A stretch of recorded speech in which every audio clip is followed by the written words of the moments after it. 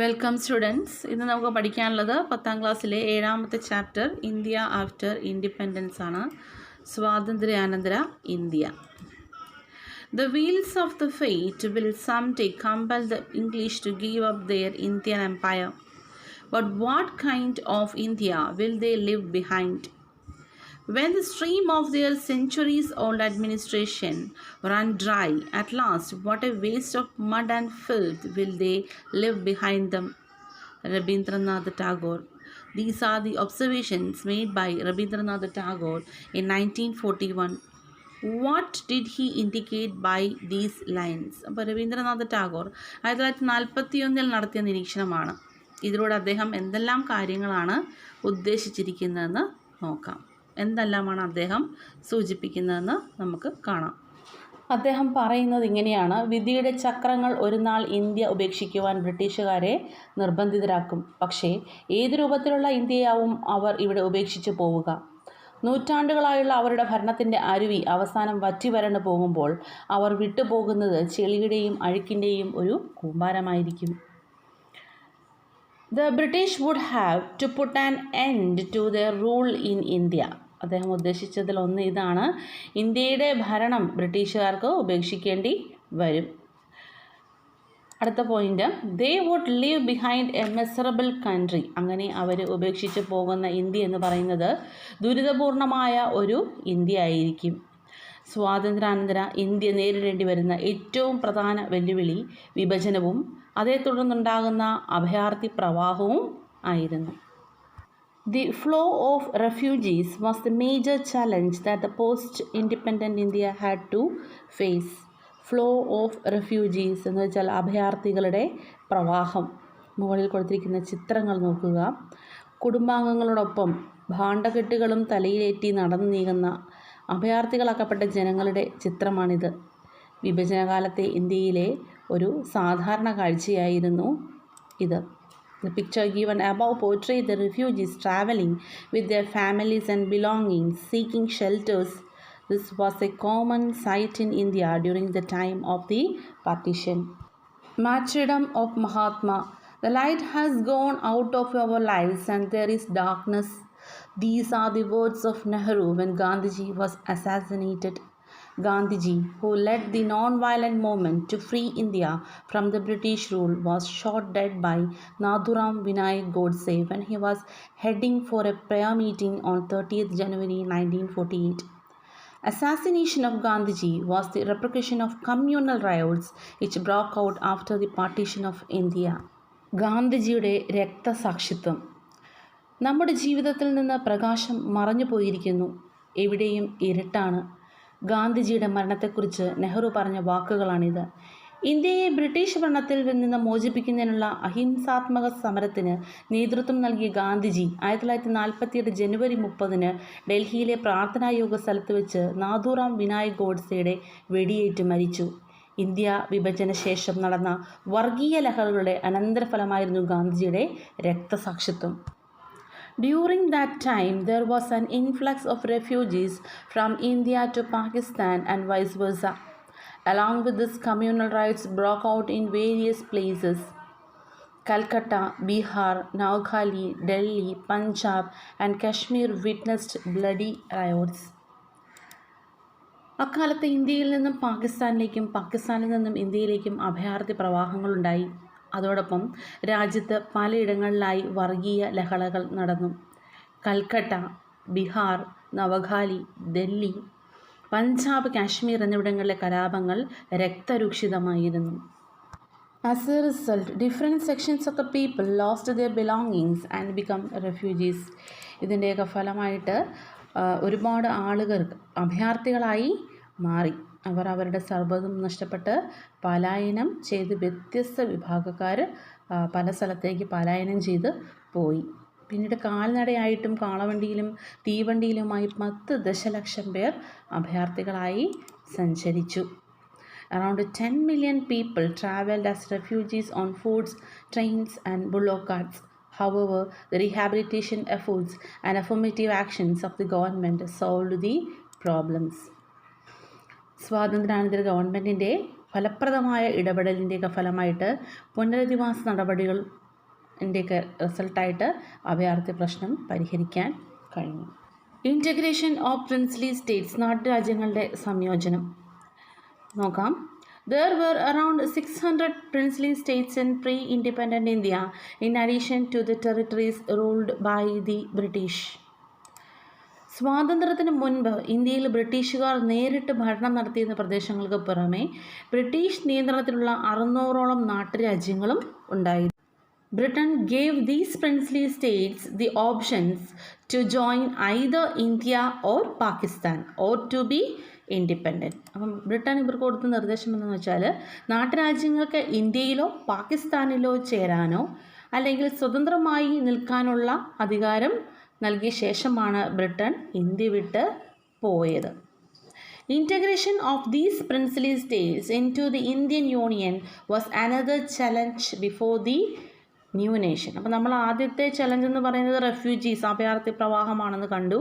ഇനി അടുത്തെന്ന് വെച്ചാൽ സ്വാതന്ത്ര്യാനന്തര ഇന്ത്യ നേരിടേണ്ടി വന്ന മറ്റൊരു പ്രധാനപ്പെട്ട പ്രശ്നമായിരുന്നു നാട്ടുരാജ്യങ്ങളുടെ ഇന്ത്യൻ യൂണിയനിലേക്കുള്ള അവരുടെ ഒരു സംയോജനം എന്ന് പറയുന്നത്. അതൊരു വലിയ ടാസ്ക് ആയിരുന്നു. The integration was really a Herculean task, and Sardar Vallabhbhai Patel was the Union Minister entrusted with this mission. അതിനാൽ സ്വാതന്ത്ര്യാനന്തര ഇന്ത്യ നേരിടേണ്ടി വന്ന ഈ വലിയ പ്രശ്നം എന്ന് പറയുന്നത് ഇത് വളരെ ശ്രമകരമായൊരു ദൗത്യമായിരുന്നു. കേന്ദ്ര മന്ത്രിസഭയിലെ സംസ്ഥാനങ്ങളുമായി ബന്ധപ്പെട്ട വകുപ്പിൻ്റെ ചുമതല സർദാർ വല്ലഭായ് പട്ടേലിനായിരുന്നു കൊടുത്തിരുന്നത്. സ്റ്റേറ്റ്സ് ഡിപ്പാർട്ട്മെൻറ്റ് സെക്രട്ടറിയായി മലയാളിയായ VP മേനോനെ അദ്ദേഹം നിയമിക്കുകയും ചെയ്തു.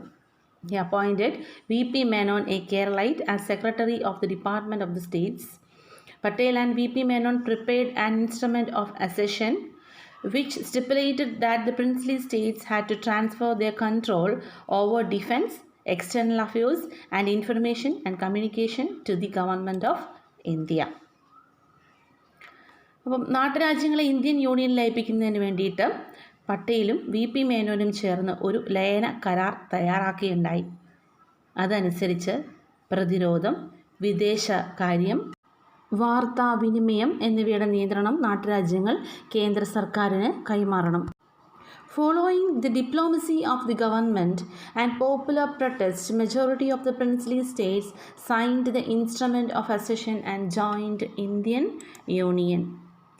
ജനകീയ പ്രതിഷേധങ്ങളും ഇന്ത്യ ഗവൺമെൻറ്റിൻ്റെ പ്രായോഗിക സമീപനങ്ങളും മൂലം ഭൂരിഭാഗം നാട്ടുരാജ്യങ്ങളും ലയനക്കരാറിൽ ഒപ്പുവെച്ച് ഇന്ത്യൻ യൂണിയനിൽ ചേർന്നു. But some states such as Hyderabad, Kashmir and Junagadh resented. Finally, they were also integrated into the Indian Union through conciliation tasks and military interventions. എന്നാൽ ഹൈദരാബാദ്, കശ്മീർ, ജുനഗഡ് എന്നീ നാട്ടുരാജ്യങ്ങൾ ഇന്ത്യൻ യൂണിയനിൽ ചേരാൻ വിസമ്മതിച്ചു. പിന്നീട് അനുരഞ്ജനത്തിലൂടെയും സൈനിക നടപടിയിലൂടെയും രാജ്യങ്ങളെ ഇന്ത്യൻ യൂണിയനിൽ കൂട്ടിച്ചേർത്തു. ഇവയൊക്കെ ആദ്യം നാട്ടുരാജ്യങ്ങളായിരുന്നു.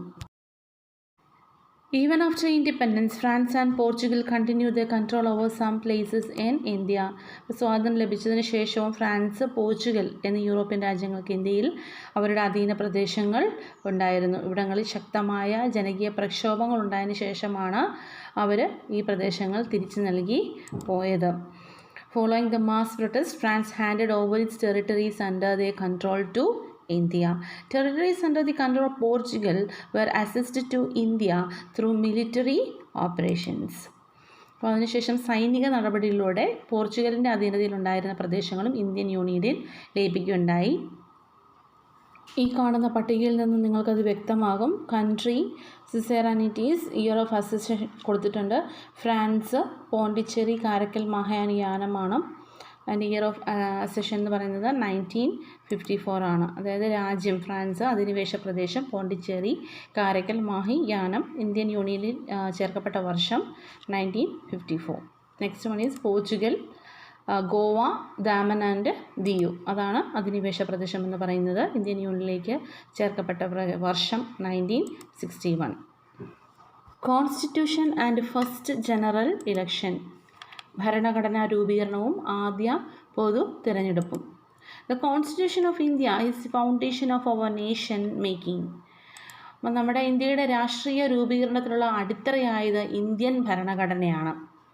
ഭരണഘടന അത്രയ്ക്ക് പ്രാധാന്യം അർഹിക്കുന്നു. As per the recommendation of cabinet mission, a constituent assembly was formed in 1946 under the chairmanship of doctor Rajendra Prasad. Cabinet മിഷൻ്റെ നിർദ്ദേശപ്രകാരം 1946 ഡോക്ടർ രാജേന്ദ്ര പ്രസാദ് അധ്യക്ഷനായി ഭരണഘടനാ നിർമ്മാണ സഭ രൂപീകരിക്കപ്പെട്ടു. ഭരണഘടന എഴുതി തയ്യാറാക്കാനായി BR അംബേദ്കർ ചെയർമാനായ ഒരു ഡ്രാഫ്റ്റിംഗ് കമ്മിറ്റിയെ നിയമിക്കുകയും ചെയ്തു. The committee drafted the constitution after a series of discussions and debates. Our constitution is a reflection of the visions and dreams that evolved during the freedom movement. അപ്പോൾ നിരവധി ചർച്ചകളിലൂടെയും സംവാദങ്ങളിലൂടെയും ഭരണഘടനയ്ക്ക് രൂപം നൽകപ്പെട്ടു. ഇന്ത്യൻ സ്വാതന്ത്ര്യ സമര കാലഘട്ടത്തിൽ ഉയർന്നു വന്ന ആശയ അഭിലാഷങ്ങളുടെ പ്രതിഫലനമായിരുന്നു ഇന്ത്യൻ ഭരണഘടന എന്ന് പറയുന്നത്. 1950 ജനുവരി 26 സ്വതന്ത്ര ഇന്ത്യയുടെ ഭരണഘടന നിലവിൽ വരികയും ഇന്ത്യയെ ഒരു റിപ്പബ്ലിക്കായി പ്രഖ്യാപിക്കുകയും ചെയ്തു.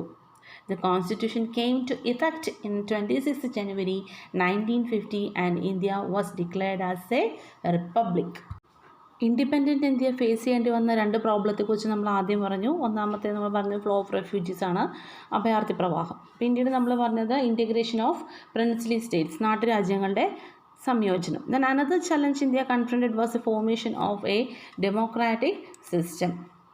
ഇനി അടുത്ത ഒരു പ്രശ്നമെന്ന് പറയുന്നത് ജനാധിപത്യ വ്യവസ്ഥയുടെ രൂപീകരണമായിരുന്നു ഇന്ത്യ നേരിട്ട മറ്റൊരു പ്രശ്നം എന്ന് പറയുന്നത്. The first general election in line with the constitution was held in 1951-52. ഭരണഘടന അനുസൃതമായി ഇന്ത്യയിലെ ആദ്യ പൊതു തെരഞ്ഞെടുപ്പ് നടന്നത് 1951-52 കാലയളവിൽ ആയിരുന്നു. സ്വതന്ത്രവും നിഷ്പക്ഷവുമായി നടന്ന ആദ്യ തെരഞ്ഞെടുപ്പ് ഇന്ത്യൻ ജനാധിപത്യത്തിൻ്റെ ഒരു വൻ വിജയമായിരുന്നു. This free and fair election was a success of Indian democracy. When many Asian and African countries which became free along with India have deviated from democracy, our democratic system still remains strong.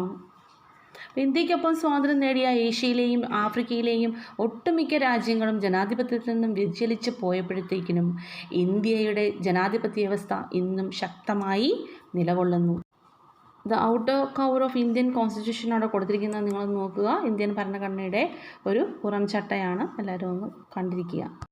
ഇനി നമുക്ക് പഠിക്കാനുള്ളത് ഭാഷാടിസ്ഥാനത്തിലുള്ള സംസ്ഥാനങ്ങളുടെ രൂപീകരണമാണ്.